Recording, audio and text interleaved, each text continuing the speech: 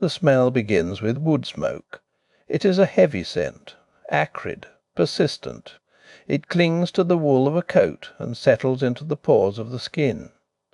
In the late autumn this smell is not a sign of comfort or a hearth fire. It is a signal. It is the smell of work. Beyond the smoke there is the stone. To enter the cellar is to leave the world of wind and light. You step down into a space where the air has stopped moving. The floor is limestone, cool and damp. If you press your palm against the wall, the moisture feels like a thin film of oil. It is a subter, rainy silence. A place where the temperature does not fluctuate with the hour, but shifts slowly with the season. This is where time is bought.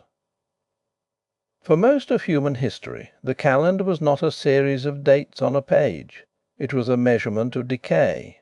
To live was to watch things vanish. The berry ripened and rotted in a week.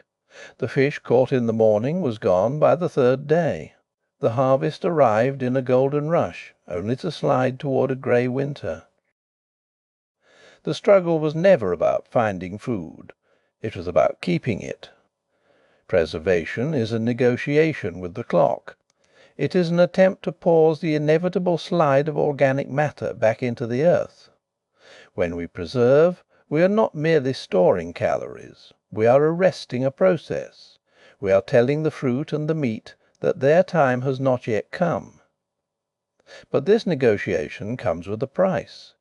There is no such thing as a free pause. To buy time, you must pay in quality. You must trade the present for the future. Consider the apple. In September it is crisp, it is bright. The juice is sharp and immediate. But that vibrancy is exactly what invites the rot. The sugar and the water are an invitation to every fungus and bacteria in the air. To keep that apple until February, you cannot leave it as it is. You must move it into the dark. You must place it in a root cellar, where the dampness of the stone floor keeps the skin from shrivelling, but the cold slows the breath of the fruit. By the time February arrives, the apple has changed. It is no longer that bright shouting thing from September. It is quieter. The texture has softened. Some of the sweetness has turned to a duller, fermented note. The trade is simple. You give up the peak of freshness to avoid the void of hunger. It is the same with the meat. Fresh meat is tender. It is bloody and soft. But it is bloody and soft. But it is also fragile.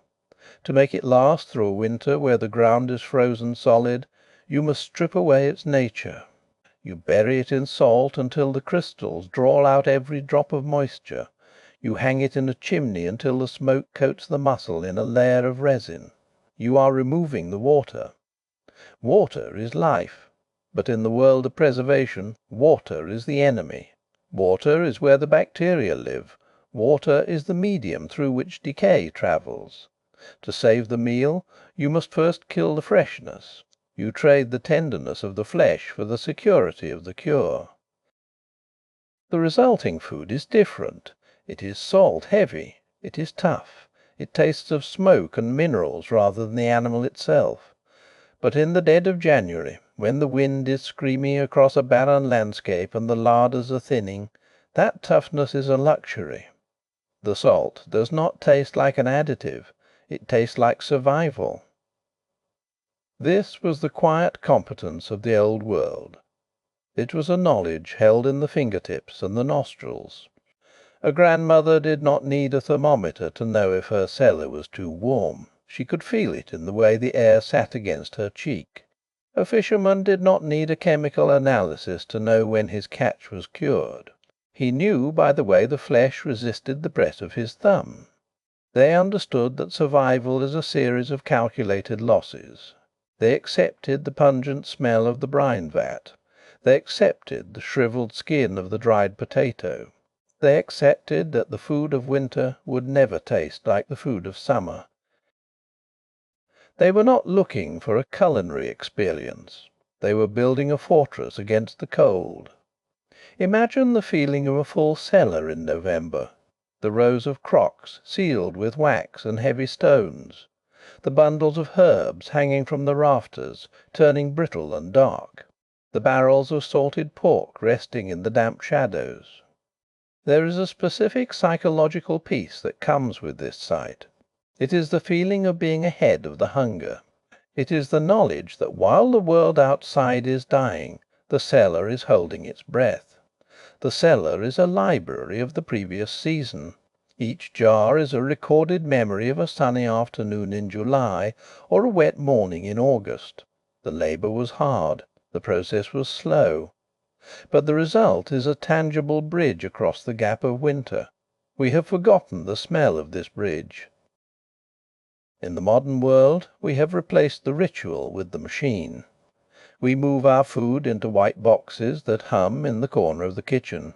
We use electricity to mimic the cold of the stone floor and the dryness of the wind. We no longer have to negotiate with the clock, because we believe we have stopped it entirely. We want the apple in February to taste exactly like the apple in September. We want the meat to remain soft, pink and fresh, regardless of the month. We have eliminated the trade. We have kept the freshness without paying the price in salt or smoke. But in doing so we have lost the rhythm. We no longer feel the pressure of the coming frost. We do not know the satisfaction of a well-cured ham, or the specific earthy scent of a root vegetable that has slept for 4 months in the dark. We have traded the experience of preservation for the convenience of storage. The machine is efficient, it is clean, but it is silent in a way that the cellar never was. A cellar breathes. It smells of earth and minerals. It carries the scent of things changing slowly, shifting from one state to another. It is a place of transition. When you stand in a traditional storehouse, you are standing in the middle of a long, slow conversation between humans and the earth. You can see where the stone was laid to keep the heat out. You can see where the vents were carved to let the air move just enough to prevent mould, but not enough to freeze the roots. It is an architecture of patience. Every object in that space, the burlap sacks, the ceramic vats, the wooden racks, was designed for one purpose: to hold on to something precious. The goal was never perfection. The goal was persistence. As we move deeper into these old ways, we find that preservation is not just about food. It is about the human desire to outlast the environment. It is the act of saying that we will not be dictated to by the seasons. We will take what the earth gives us in abundance, and we will carry it with us into the lean times. It is a quiet, stubborn defiance. The wood smoke fades as you move further from the hearth. The air grows colder.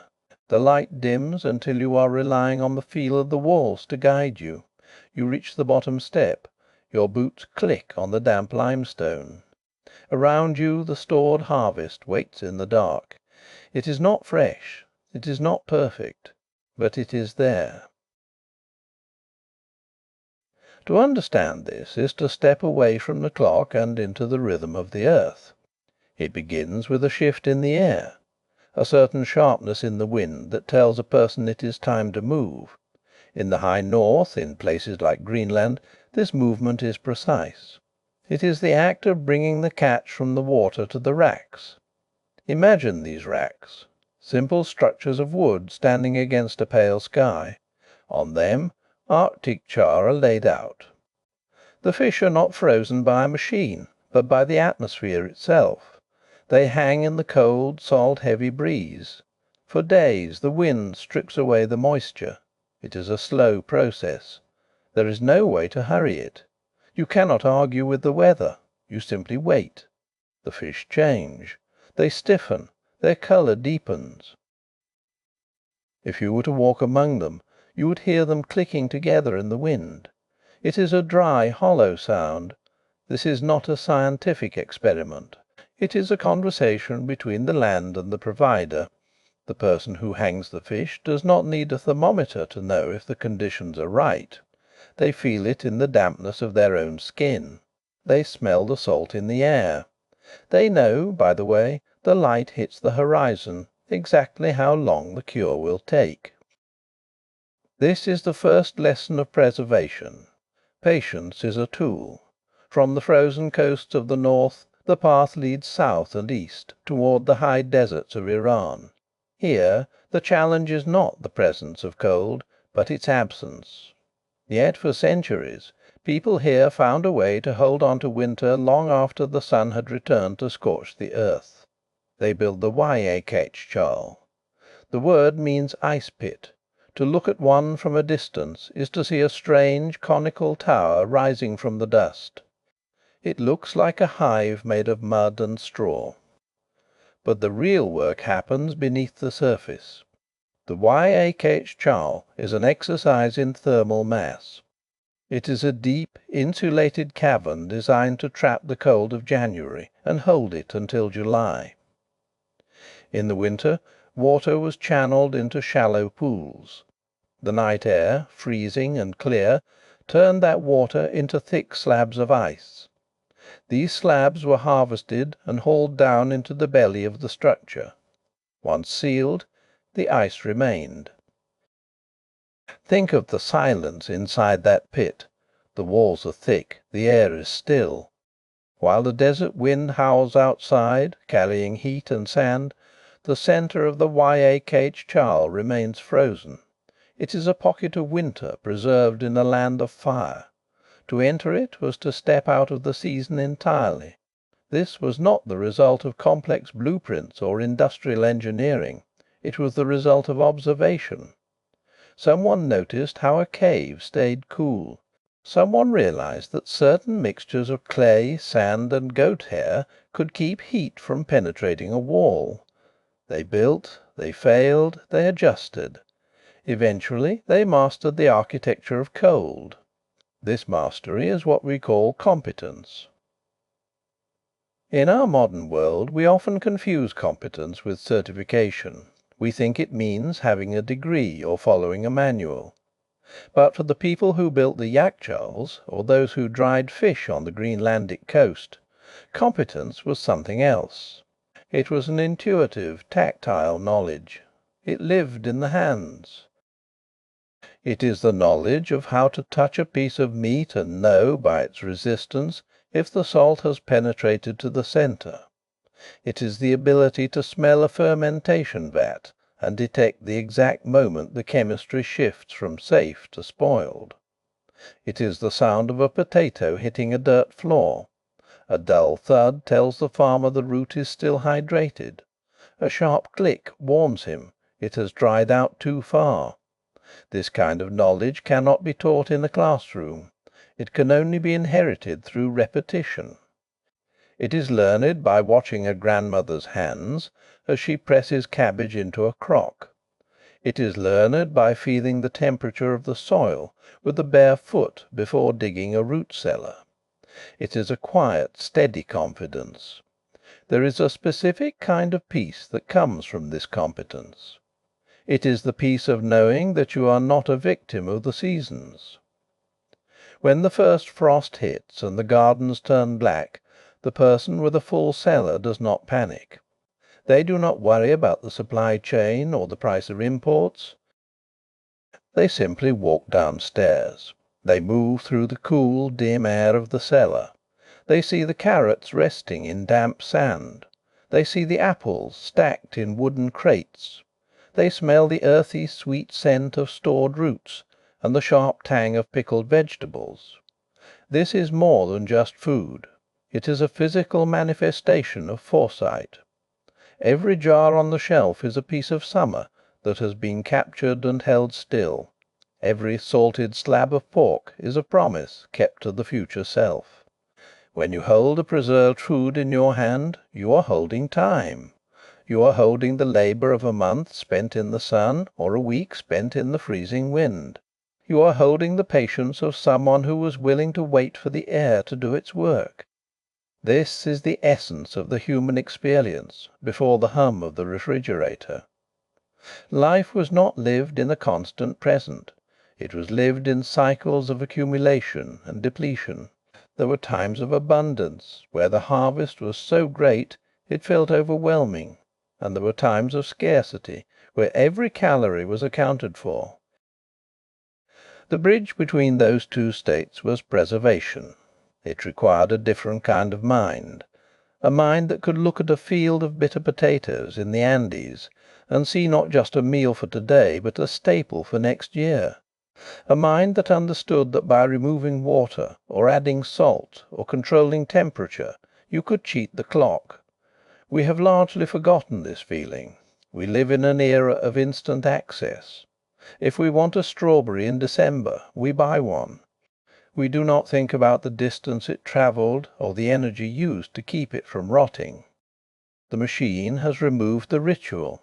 It has replaced the sensory knowledge with a digital display. But the impulse remains. We still feel a strange ancestral pull toward the idea of the cellar. We still find comfort in the image of a pantry stocked for the winter. It is not just about the food. It is about the feeling of being prepared. It is about the quiet dignity of knowing how to survive, using nothing but your senses and the materials provided by the earth. It is a slow walk through the year, guided by the wind and the soil. From the drying racks of the north to the ice pits of the east, the story is the same. It is the story of humans learning to listen to the world around them, and in that listening they found a way to stay full. The first tools were not made of metal or stone. They were the elements. In the far north, where the land meets the edge of the Arctic, the tool was the wind. In Greenland, when the season for Arctic char arrives, the water is thick with fish. The silver scales catch a light that never truly disappears in the summer. For the people here, the harvest is often larger than the immediate need. When the freezers are full and the immediate need, when the freezers are full and the larders are heavy, they turn to the air. They build racks, simple structures of wood, open to the sky. The fish are cleaned and hung. They are left to the mercy of the cold, dry breeze that sweeps across the tundra. There is no heat here to spoil the flesh. There is only the steady, invisible pull of the wind. It draws moisture out of the muscle, fibre by fibre. It is a slow subtraction. The fish does not cook. It does not cure in salt. It simply loses its water. The silver skin dulls. The flesh firms. What remains is a concentrated essence of the sea. It is hardened into something that can last for months without a single watt of electricity. To walk past these racks is to smell the cold. It is a scent of brine and frozen earth. The fish hang in long, silent rows, swaying slightly as the wind does its work. This is not a hurried process. You cannot rush the air. You can only provide the space for it to move. The knowledge of this process was not written in manuals. It lived in the hands of Inui ancestors. It was passed down through the act of hanging, the feel of the skin, and the sound of the wind against the wood. They learned exactly how much moisture must leave before the fish is safe. They learned to read the humidity in the air by the way it felt on their own skin.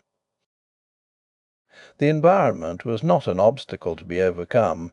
It was the engine of preservation. Thousands of miles to the south, in the high altitudes of the Andes, the tool was different.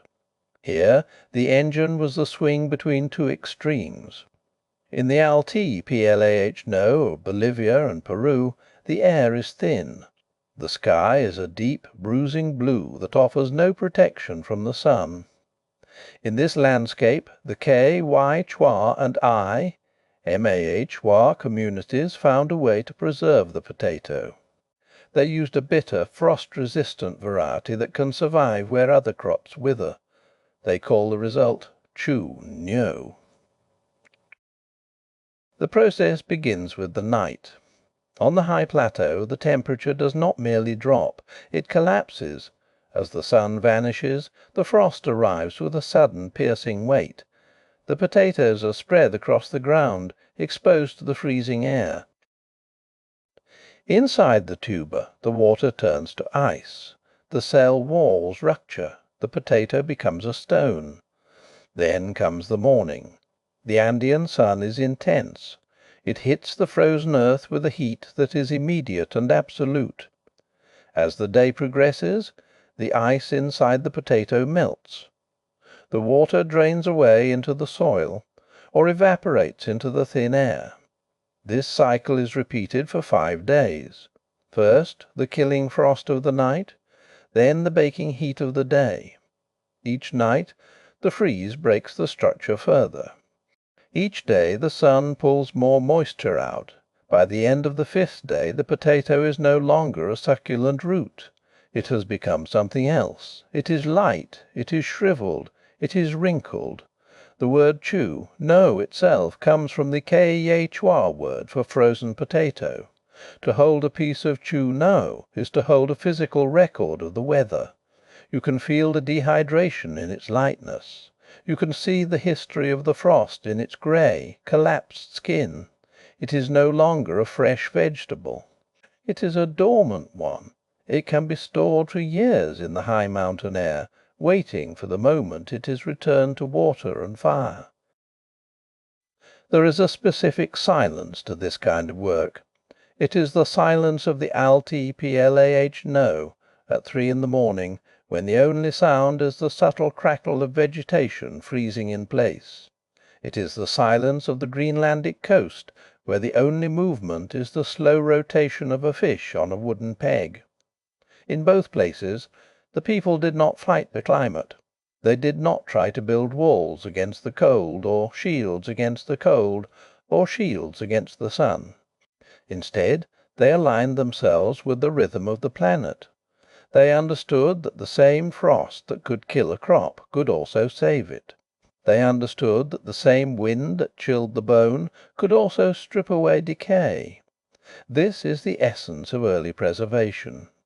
It was not about chemistry in a lab, or temperature controls on a dial. It was about timing.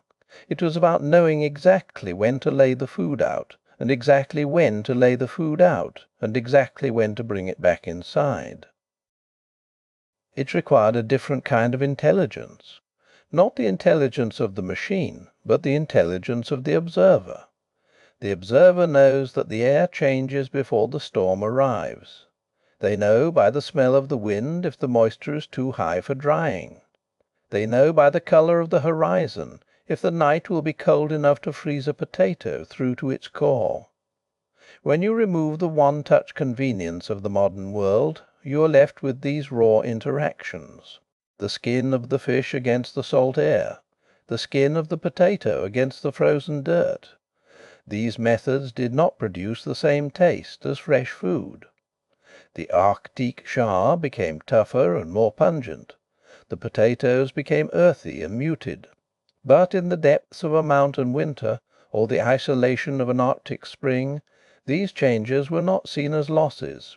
They were seen as victories. The loss of water was the gain of time. The change in texture was the price of survival. As the days grew shorter and the temperatures plummeted, the people of the Altplah no and the coasts of Greenland did not look at the horizon with fear. They looked at their racks and their storehouses. They saw the shrivelled tubers and the hardened fish. They felt the weight of it in their hands. And they knew that while the world outside was becoming uninhabitable, the food inside was stable. The elements had done the work. The wind had taken what was unnecessary. The frost had locked away the energy. The landscape had provided the means to endure the landscape. Beyond the cold and the wind there is a different kind of architecture. It is not made of stone or ice, but of chemistry. For those who lived by the seasons, survival often came down to a single mineral, a white crystal: salt. Salt does not merely flavour food, it changes the nature of water. In the world of preservation, salt is a barrier. It draws moisture out of the cell walls of meat and vegetables through MOH-cis. It creates an environment where the bacteria that cause rot cannot breathe, where they cannot move, where they simply die. But not all salt was created equal. The people who cured their own food understood that the source of the salt changed the result in the pot. There was rock salt, heavy and grey, dug directly from the earth. It carried the mineral taste of the deep ground.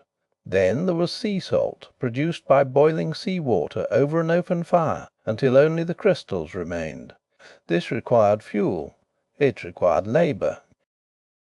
And then there was bay salt. Bay salt is solar salt.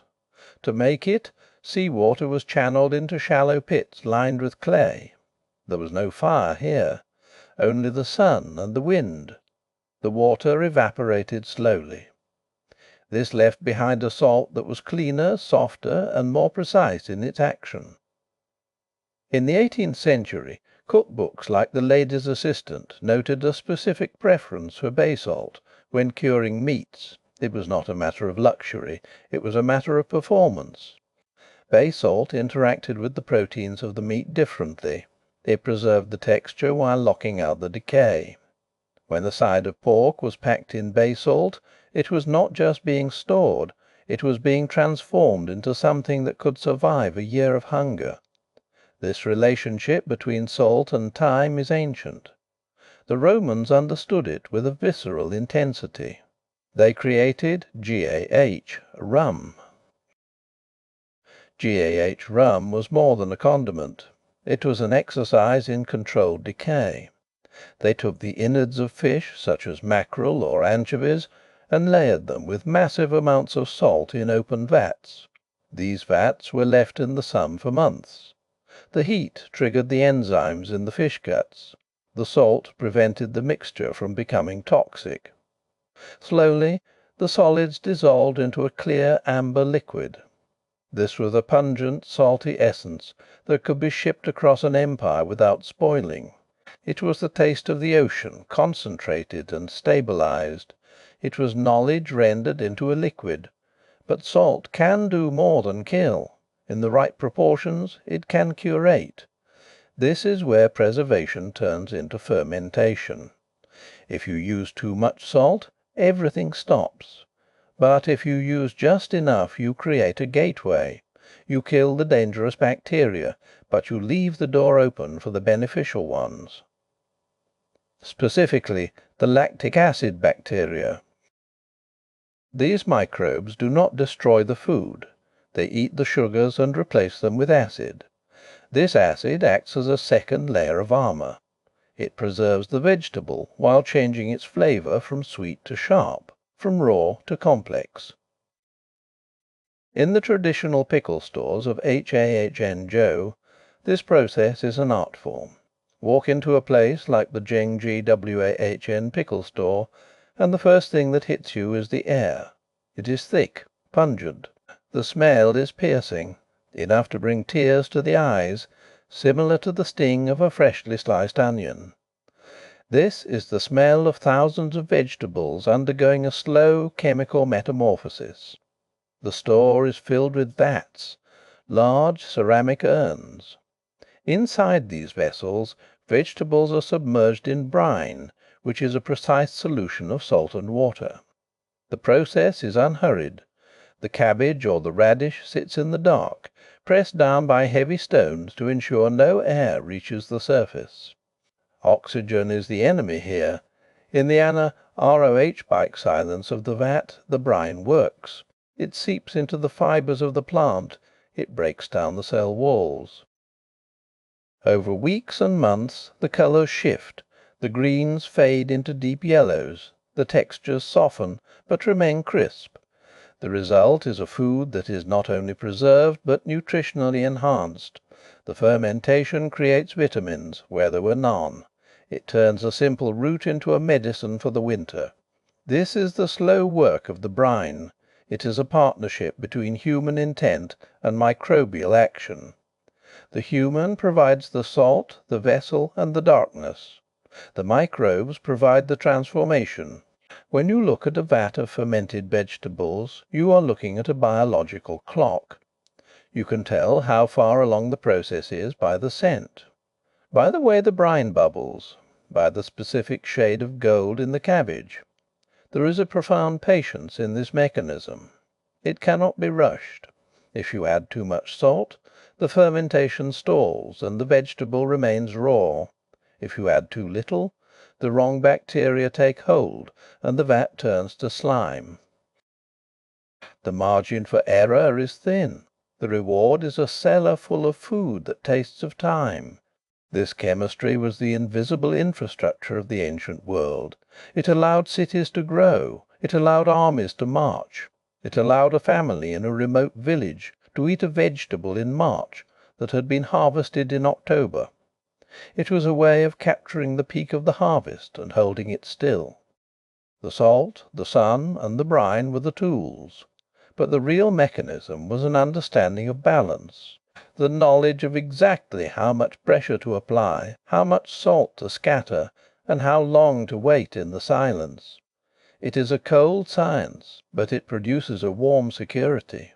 It is the difference between a winter of scarcity and a winter of plenty. The chemistry is simple. Salt draws out water. Acid blocks decay. Time completes the work. But as the chemistry settles, the process moves from the vat to the hand.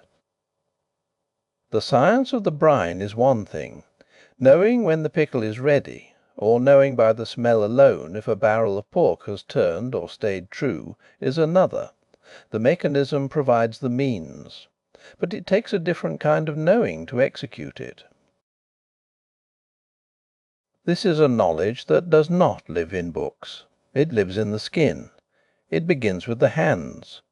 For centuries the kitchen was not a place of precise measurements or digital scales. There were no timers. There were no thermometers. There was only the feel of the material and the memory of the result. Consider the curing of pork. To a modern cook, salt is a percentage, a gram per kilo. But to the person standing over a wooden barrel in a cold room, salt is a texture. It is the grit between the fingers. It is the way the crystals cling to the damp surface of the meat. They did not measure the salt so much as they felt the saturation. They knew the exact moment the meat had taken enough. They could tell by the way the muscle resisted the press of a thumb. The pork would transition from soft and yielding to something dense, something firm. This is intuitive calibration. It is the ability to read a physical state and know exactly where it sits on the timeline of decay. Then there is the smell. In a traditional Chinese pickle shop the air is not merely scented. It is heavy. It is pungent enough to bring tears to the eyes, similar to the sharp sting of a chopped onion. To an outsider this aroma might feel overwhelming. To the practitioner it is a map. They move from vat to vat, leaning over the rims of large ceramic urns. They are not looking for a recipe. They are listening with their noses. A healthy fermentation has a specific brightness, a sharp vinegary lift that tells the maker the bacteria are working. But there is another scent, a subtle shift toward the cloying or the metallic. This is the warning. The nose detects the spoilage long before the eye sees the mould. It is a quiet alarm. When that scent arrives the decision is instant. The crock is rejected. The batch is gone. There is no second guessing.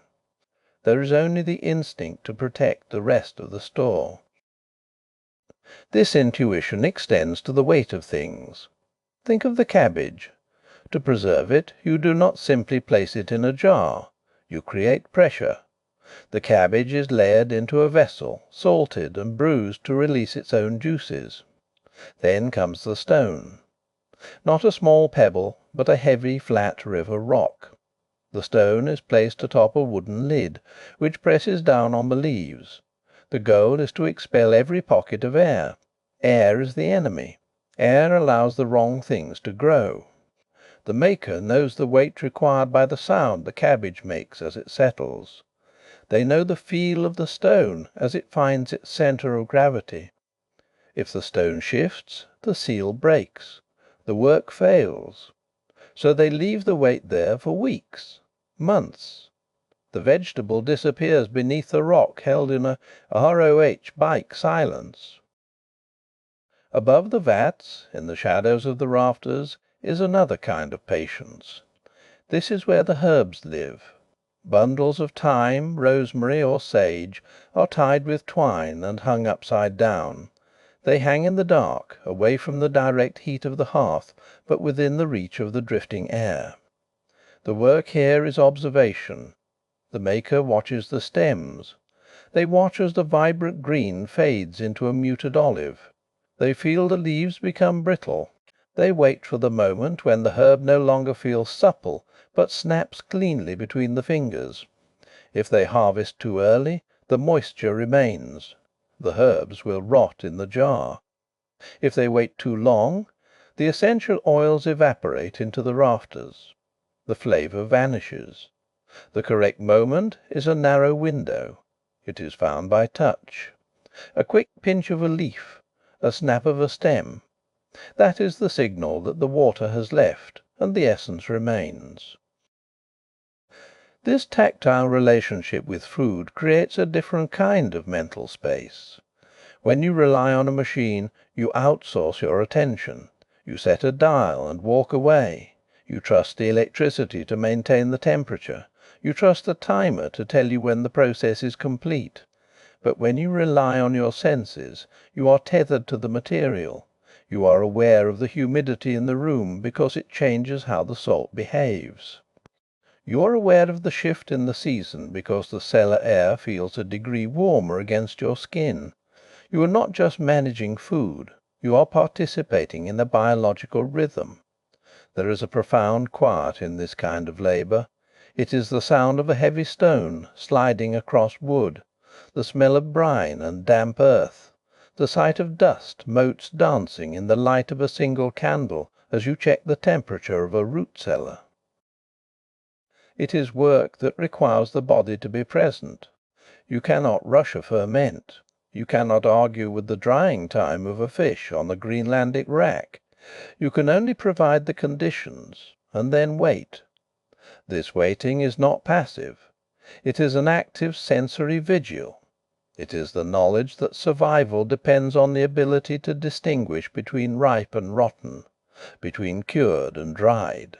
The practitioner does not need a manual because they have the history of 1,000 harvests stored in their fingertips.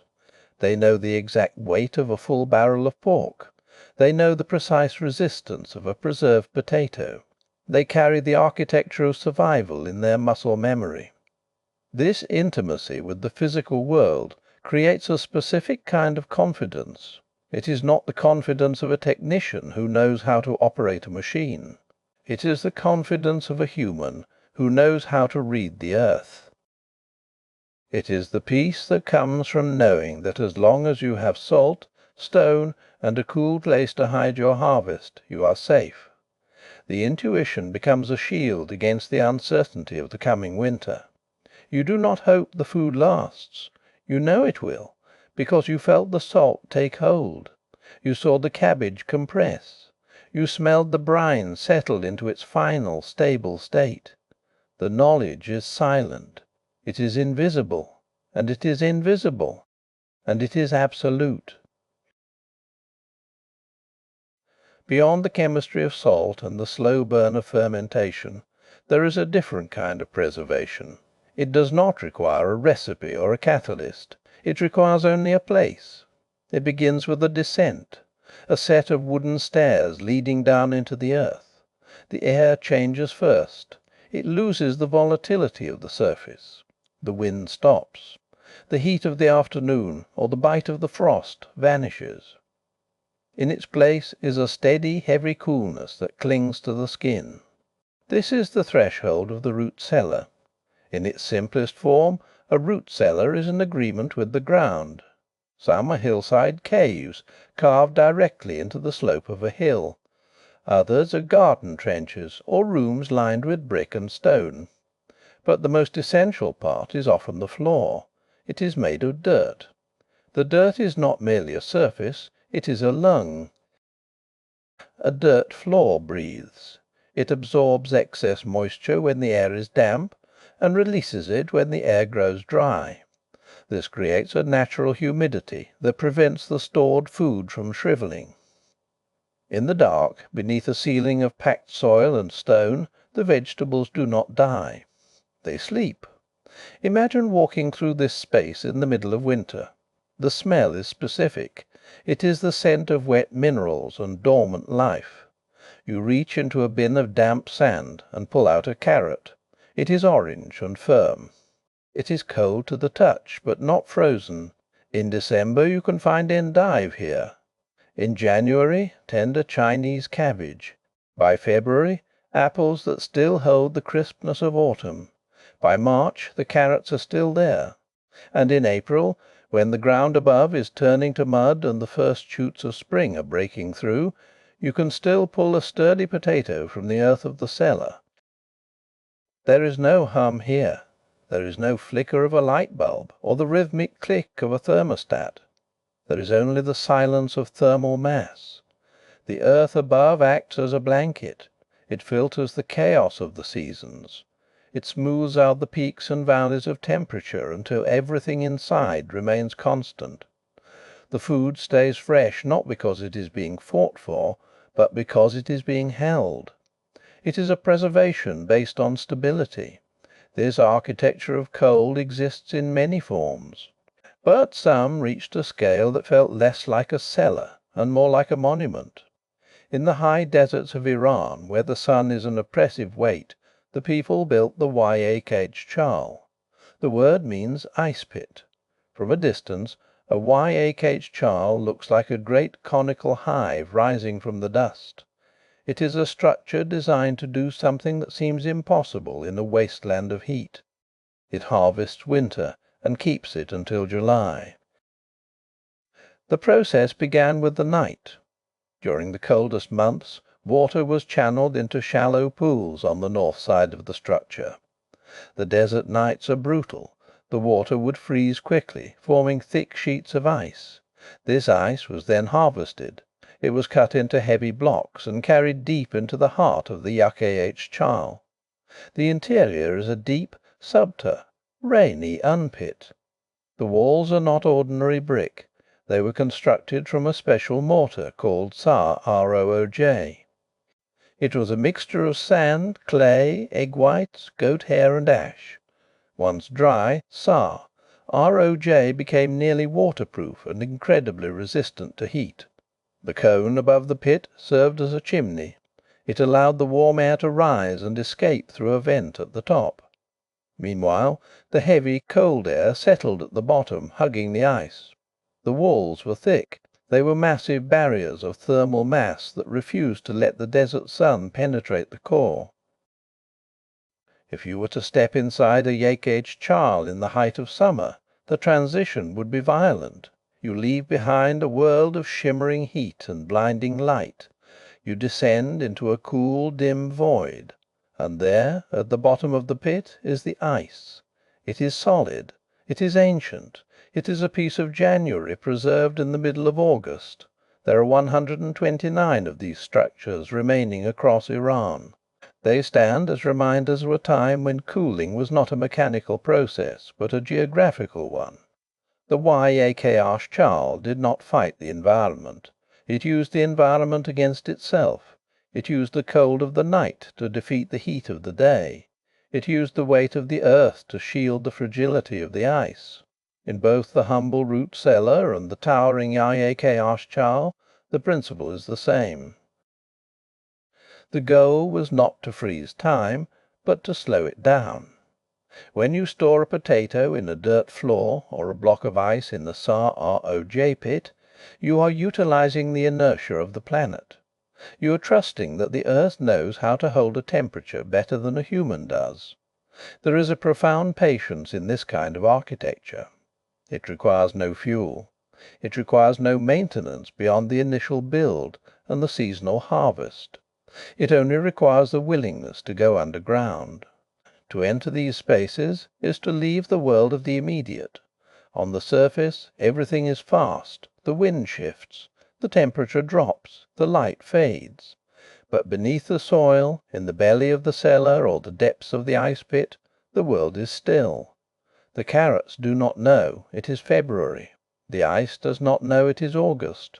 They exist in a suspended state, waiting for the hand that will reach into the dark, and bring them back into the dark, and bring them back into the light.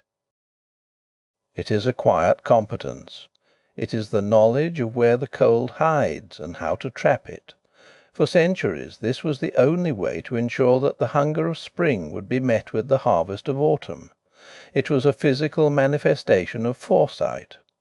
To build a cellar was to tell the future that you were ready for it. It was an act of faith in the stability of the ground. You dig a hole, you line it with stone, you fill it with stone, you fill it with stone, you fill it with the fruits of your labour. And then you close the door and trust the earth to keep its promise. There is a specific kind of silence that exists only in a full cellar. It is not the silence of emptiness.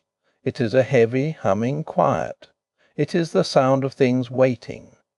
You stand at the top of the stairs and look down into the dim light. You see the rows of burlap sacks, the crates of apples, the glass jars with their zinc lids reflecting the low glow of a lantern.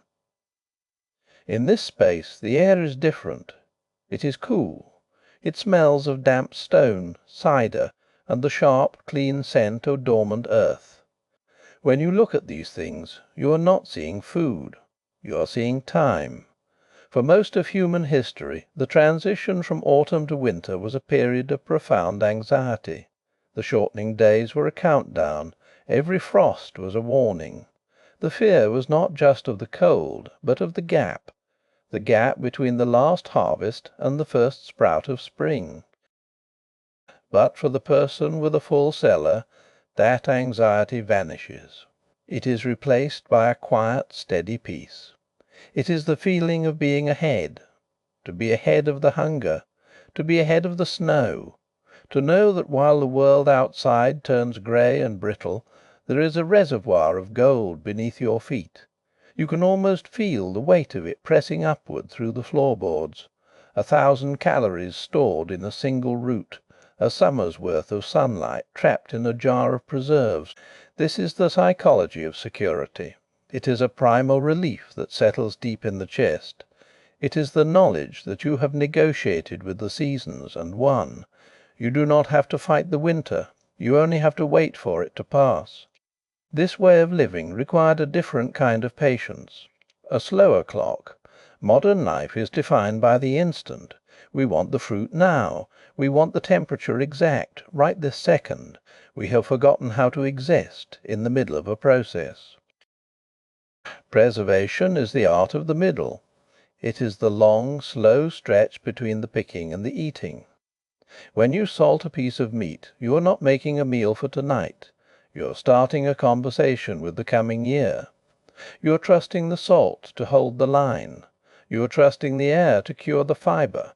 You cannot rush the brine. You cannot hurry the fermentation. If you try to force the process, the food spoils. The chemistry fails. The only way to succeed is to surrender to the pace of the material. There is a dignity in that surrender. It requires a person to be observant, to listen to the food. You learn to recognize the exact moment a crock of cabbage has reached its beak by the smell alone. You know, by the feel of a potato's skin, whether it has been kept too dry or too damp. This is not academic knowledge. It is an intuitive, tactile intelligence. It is a wisdom held in the finger-tips and the nostrils. It is the confidence of knowing exactly how much salt is needed for a barrel of pork. You do not know this because you read it in a book. You know it because your father did it, and his father did it before him. The ritual becomes a rhythm. The harvest comes. The cleaning begins. The cleaning begins. The packing follows. And then the long wait. In the depths of January, when the wind howls against the shutters and the ground is frozen solid, you descend those stairs again. The temperature drops as you go. The noise of the world fades. You reach into a crate and pull out a carrot. It is crisp. it is cold, it tastes of the earth from 6 months ago. In that one bite the cycle closes. The effort of October becomes the sustenance of February. The labour of the heat becomes the comfort of the frost. There is a profound psychological tether in this act. It connects you to the land in a way that a grocery store cannot. You are not just consuming a product, you are consuming your own competence. You are eating your own patience. This security creates a different kind of mental space. When the basic question of survival is answered, the mind is free to wander. It is free to read by the fire. It is free to tell stories. It is free to dream. The full cellar was the foundation of winter culture. It provided the stillness necessary for reflection. It allowed a household to stop striving and simply be. We often think of these old methods as primitive. We see them as hardships that we have successfully escaped. We look at the dirt floors, the heavy stones, and the pungent smells, and we feel a sense of pity for the labour involved. But there is something lost in the escape. When you remove the labour, you remove the ritual. When you remove the ritual, you remove the connection to the clock of the earth. The modern world has given us convenience, but it has taken away the feeling of being ahead. Now, we are always just behind. We are one missed delivery away from an empty shelf. We are dependent on a grid that we cannot see, and a system we do not understand. Our security is invisible. It is digital. It is fragile.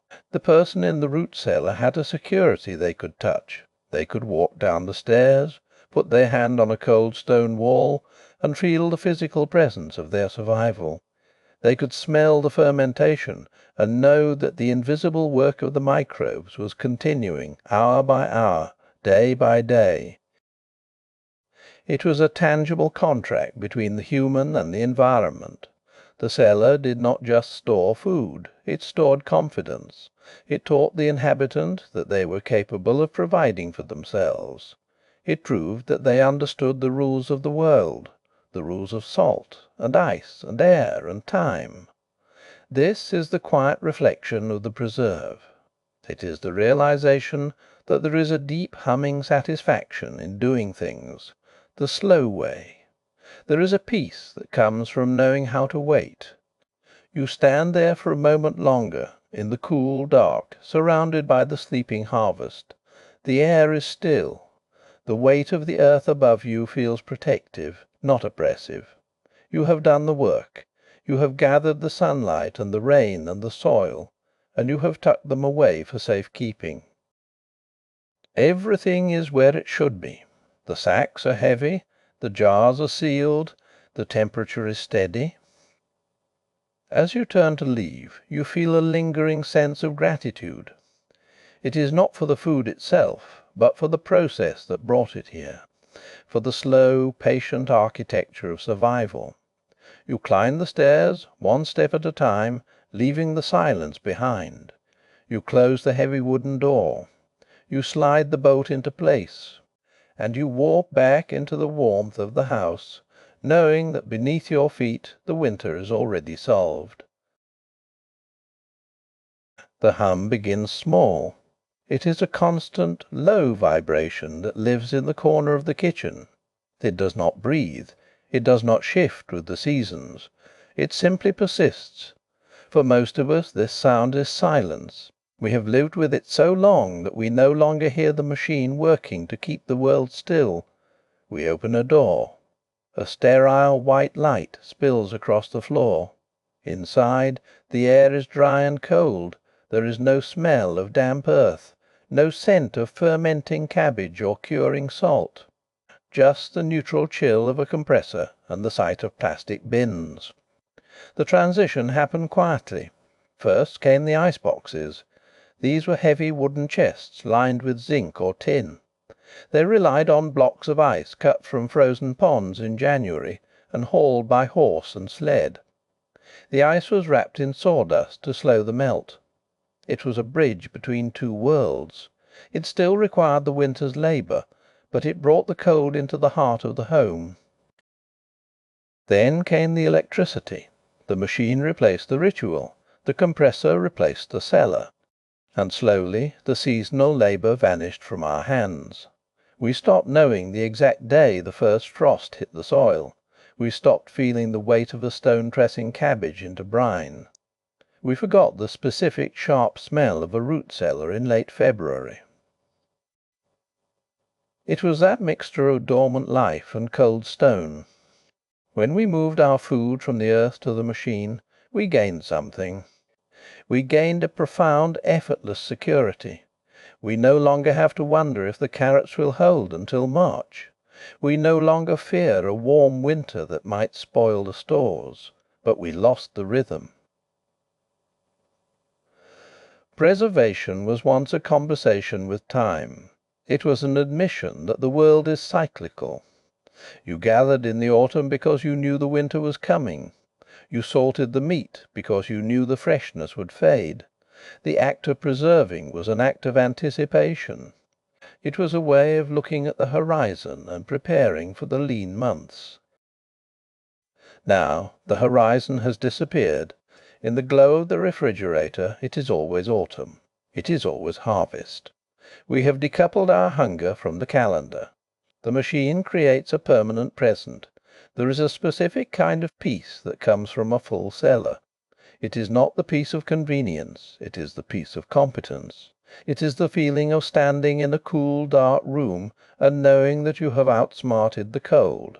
You have taken the abundance of a July afternoon and locked it away for a January midnight. That security was tactile. You could touch it, you could smell it, you could hear the silence of the vegetables sleeping in the sand. When we outsourced that knowledge to a plug in the wall, the psychological weight shifted. We are safer now, but we are less connected to the physics of our own survival. We no longer need to understand the thermal mass of a Yake-Charles or the precise salinity of a brine. The machine handles the chemistry. The machine manages the temperature.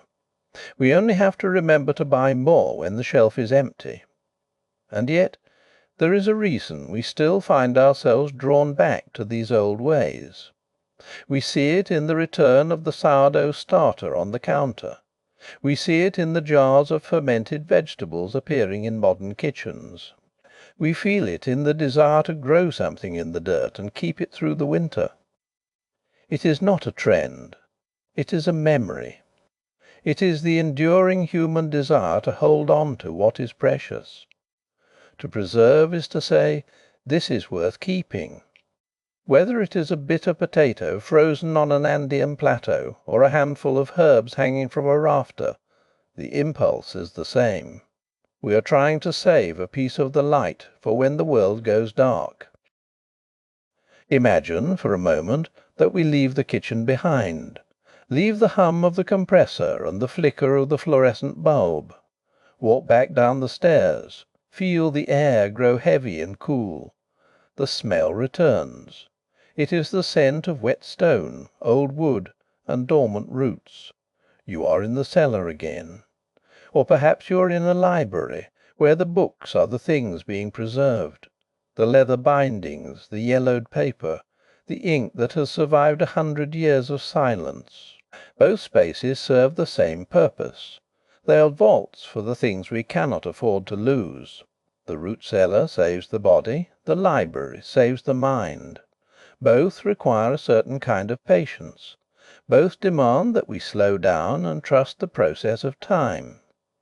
In the quiet of these places the world feels smaller, more manageable. You can hear your own breath. You can hear your own breath. You can feel the pressure of the earth pressing in from all sides, holding the temperature steady, keeping the rot at bay. There is a dignity in that stillness. It is the dignity of the long view, the understanding that not everything needs to be instant, that some things are better when they are slow, that the most valuable things are often those that have been allowed to wait. The candle flickers on the table. The light reaches only so far, leaving the corners of the room in soft shadow. Beyond the walls the wind may be rising.